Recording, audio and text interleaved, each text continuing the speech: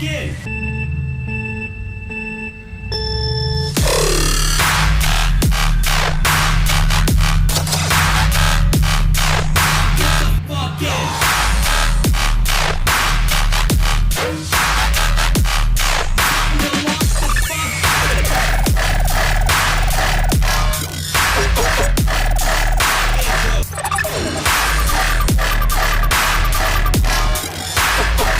Locked in here. This is it. Locked in.